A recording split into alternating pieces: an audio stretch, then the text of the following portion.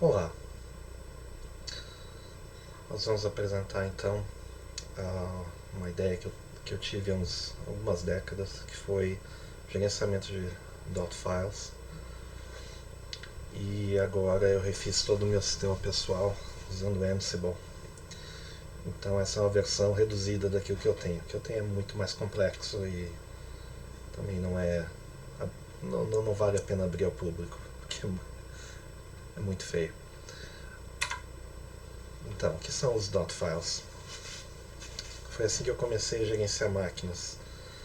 Ah, eu notei que haviam arquivos de configuração todo o meu disco quando eu comecei a usar Linux, e eu percebi que fazendo backup só desses arquivos e dos meus arquivos pessoais também, como imagens, fotos, documentos,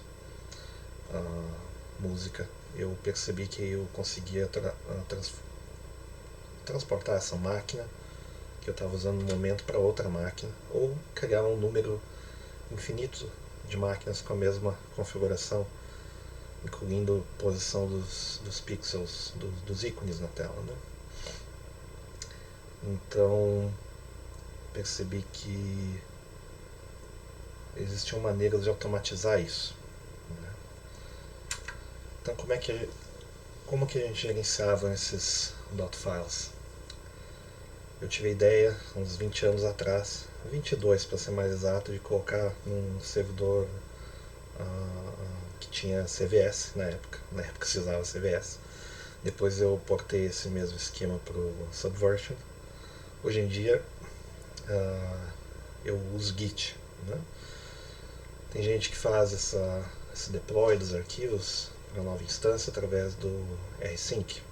Também funciona, embora seja um pouco mais complicado. Tem gente que inclusive gerava um tarball, né, um ponto tar, às vezes comprimido, com toda a configuração, e destarreava esse arquivo na máquina de destino. Também é possível, também é possível. Eu fiz isso por um tempo, mas começa a ficar complicado depois de uma certa época. E tem gente, inclusive, que gera esse arquivo através de um processo de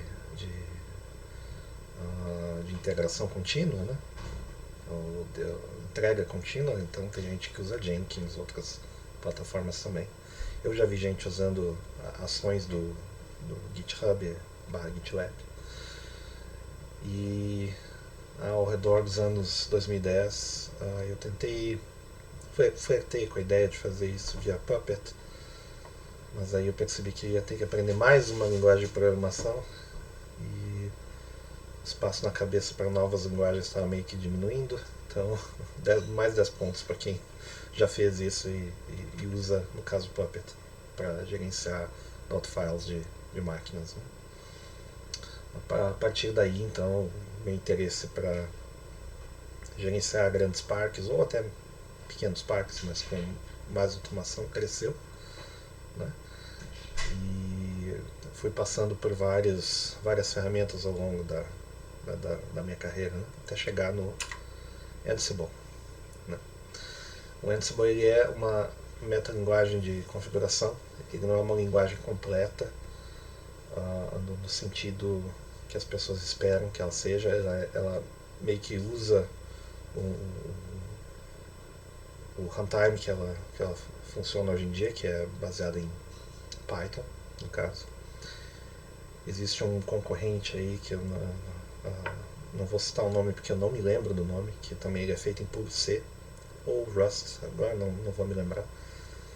Mas a ideia é que ela seja uma metalinguagem, uma linguagem declarativa, usando esse formato YAML. E daí, em vez de você programar o computador para fazer alguma coisa, você declara aquilo que você quer que aquele computador tenha. Essa é uma maneira de programar, de certa forma, né? Mas a ideia é que você não programe. Então, se você usar Ansible, você notar que você está começando a fazer coisas muito complicadas, provavelmente você está fazendo errado, certo? E ele faz operações baseado numa lista de hosts chamada inventory, e ele aplica variáveis por grupo de máquinas. A gente vai abrir um arquivo ali, eu vou demonstrar como é que é. Esse é um YAML de exemplo, um YAML de ações, né, de tarefas, tasks. Então aqui fica claro que ele vai aplicar para esse grupo de máquina, proxies, né. Nesse caso, essa tarefa ela seta um servidor de proxy squid na máquina, né? Então aqui a gente copia a configuração, que eu já tenho um template, por exemplo. Copia configurações para o rsyslog, que são coisas específicas do squid. Ele habilita o squid para o squid, se ele estiver rodando de forma automática, depende da distribuição, ele vai fazer isso. Configura os diretórios de cache, reinicia o syslog. Note que aqui eu poderia dar simplesmente state restarted, mas daí a minha distribuição na época ela não fazia isso corretamente. Então, às vezes eu tenho esses passos repetidos que parecem ser em excesso, mas não são. E aqui eu seto daí o firewall, através do firewall D. Então, o Ansible usa variáveis em praticamente todo o escopo que ele necessita, e essas variáveis podem ser tanto informadas via linha de comando, que não é uma boa prática, quanto computadas por grupos de hosts, né? Eu não vou entrar na parte da precedência aqui, porque essa para mim é a parte mais complicada, porque ela é menos intuitiva do Ansible, né? Mas a gente pode começar devagar. Então, no caso aqui a gente tem um pequeno arquivo de variáveis com apenas 3 variáveis, e a gente nota que já existe uma variação aqui de uma das variáveis, né? Ele repete esse the domain, certo? E depois ele vai chamar essas variáveis em templates, né? A gente vai ver isso com o exemplo que eu fiz aqui. Então tem dois métodos de gerar .files usando Ansible. Um é o direto e o outro é o indireto.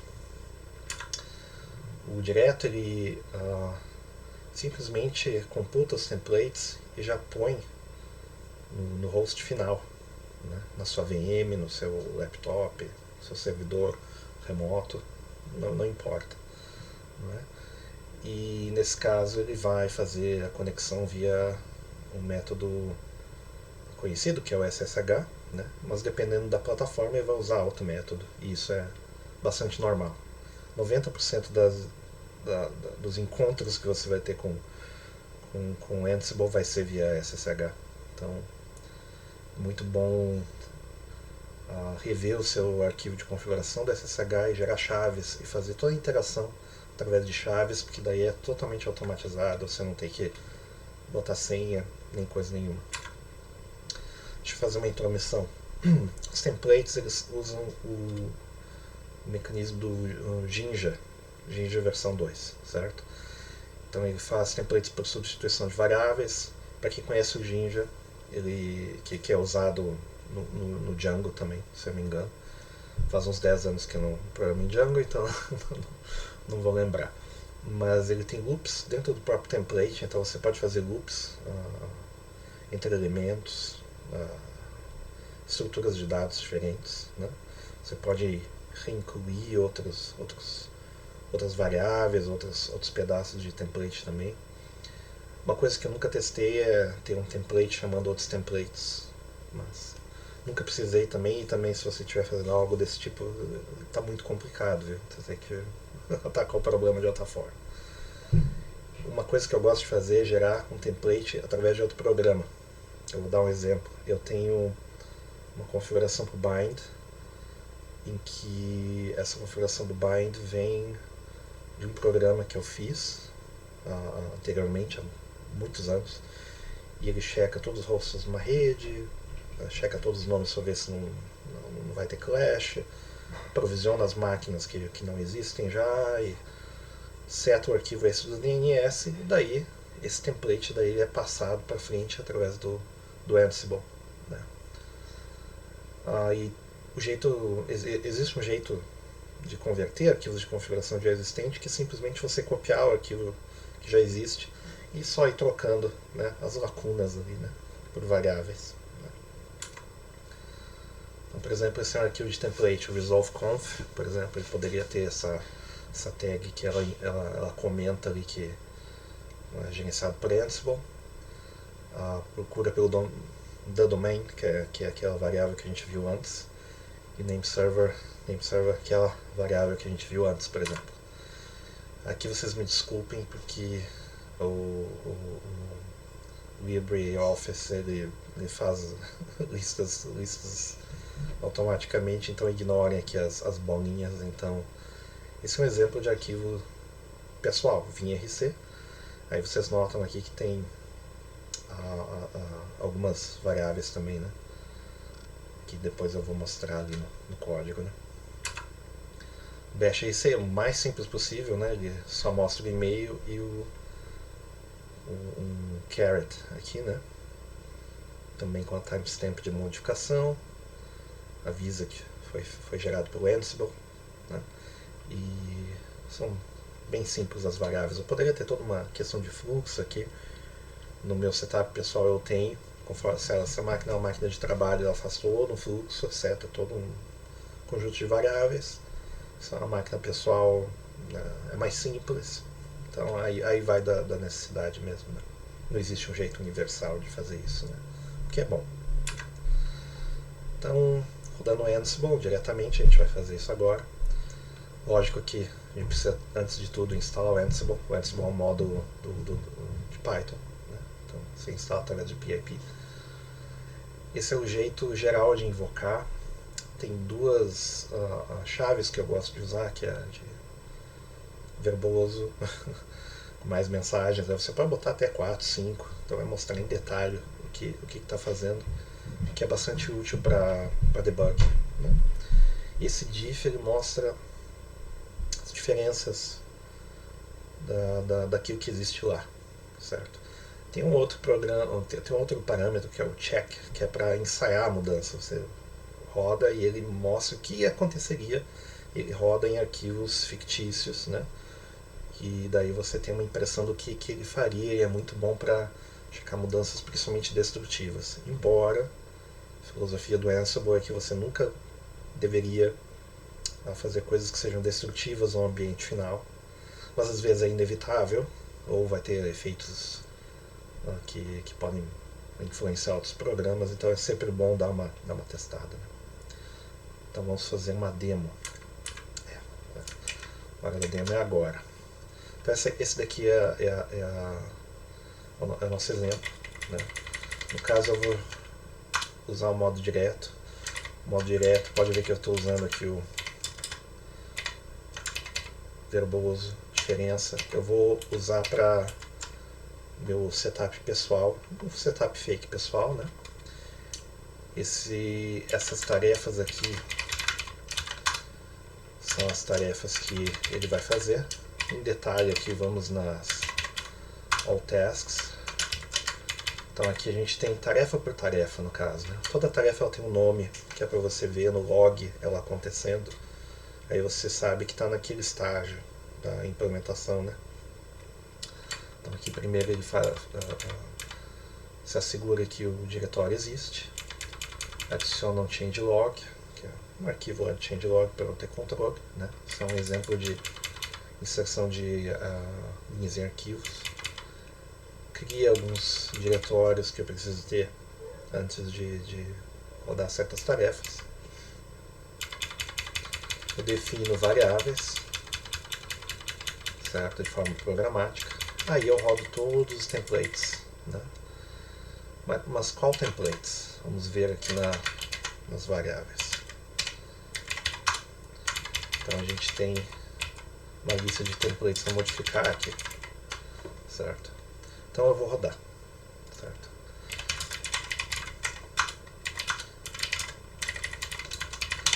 Ok.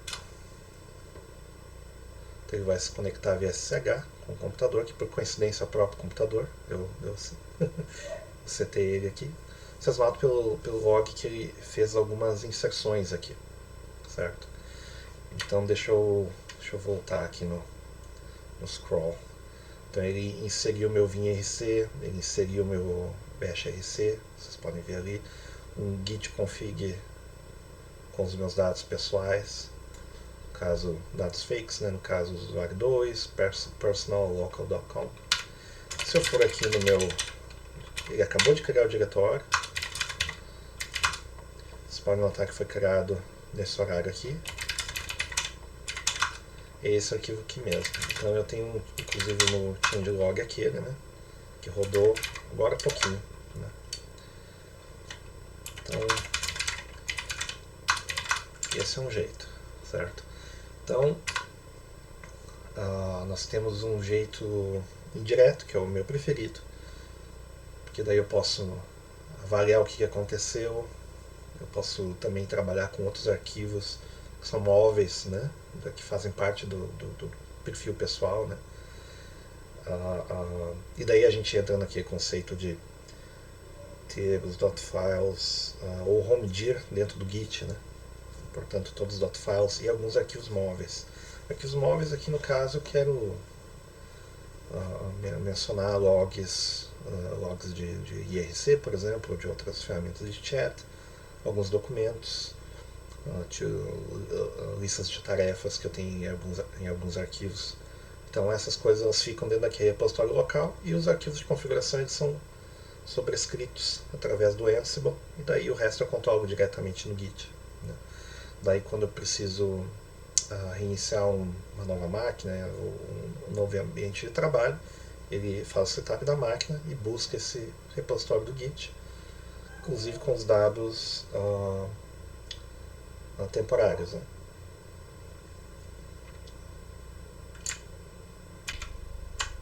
Então vamos para a demo da geração indireta, certo? Então aqui nós temos, muda um pouquinho, certo? No caso aqui a gente está, a gente não especifica qual host vai rodar, etc e tal, e a gente especifica um novo diretório final, né, o final path aqui, né? E a gente vai rodar daí só esse YAML aqui, que só inclui uma das listas de tarefas, não duas, certo? Você pode ter listas de tarefas tudo num arquivo só, você pode ter em módulos, você pode ter um arquivo que só inclui os módulos conforme o caso, você pode fazer o que você quiser, né? Nesse caso é bem amplo, né?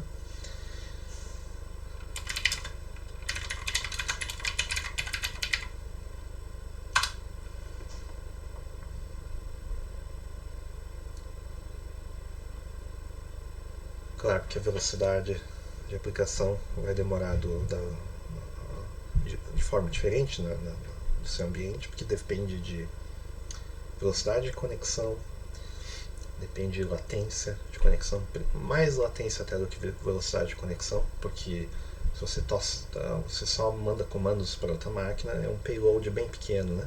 Mas se demora para responder, você está no link intercontinental, meu amigo, vai demorar, certo?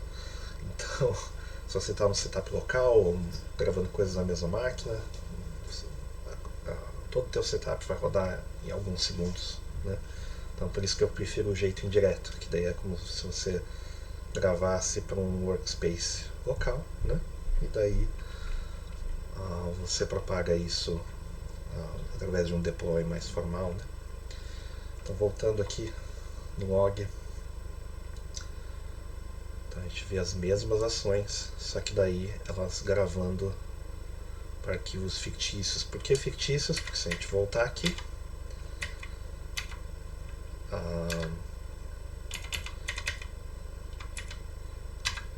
eu estou usando o check, né, que é a opção para ele fazer um ensaio, não é verdade? Então, por exemplo, eu tenho esse diretório aqui que ainda está vazio, então eu vou mudar esse batch file aqui para daí não ter o check.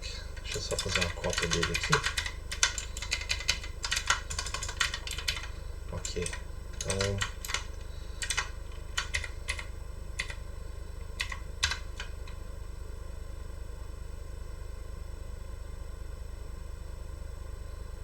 ok, rodou.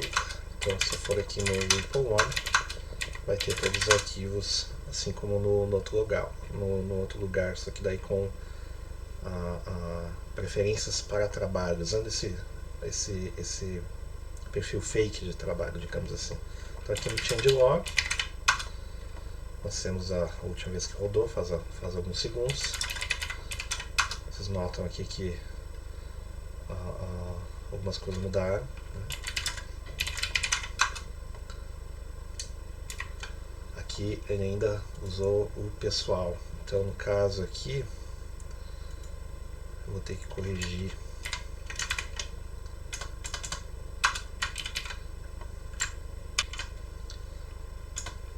Como todas as demos, tem a mágica das demos em que você descobre um bug na última hora.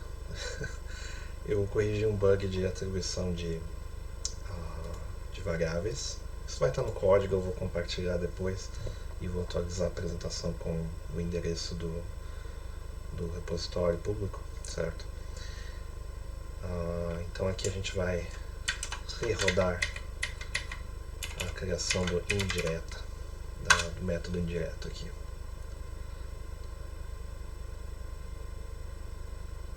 Agora com mais verbosidade, porque fiz de propósito, eu estava debugando. Então, aqui nós podemos ver que o conteúdo ele é ligeiramente diferente, né? Em vez de ser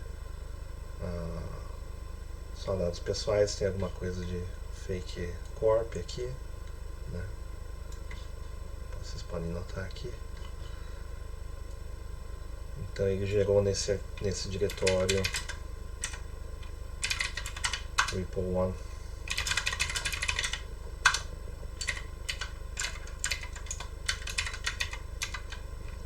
Certo? Os arquivos aqui que eu quero.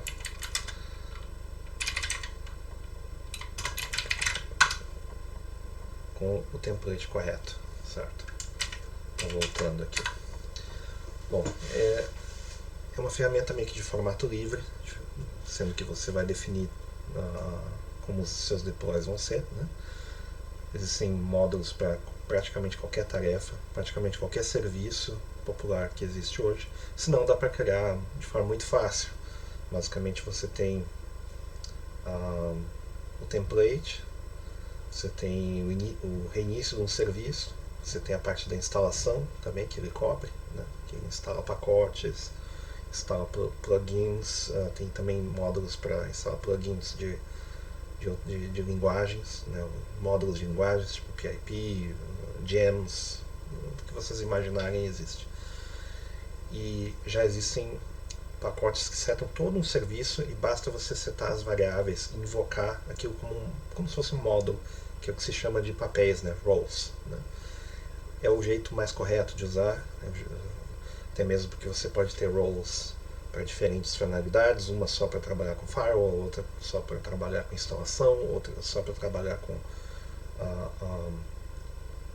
aquele serviço em específico, outro para trabalhar com storage, né? Setar o storage do ambiente, né? Mas para o nosso uso aqui basta a gente rodar e modificar os templates que a gente quer gerar no destino, né? E é um bom exercício para aprender a ferramenta, refazer coisas do zero ao invés de usar coisas já prontas. Eu recomendo reinventar a roda um pouquinho, faz bem, né?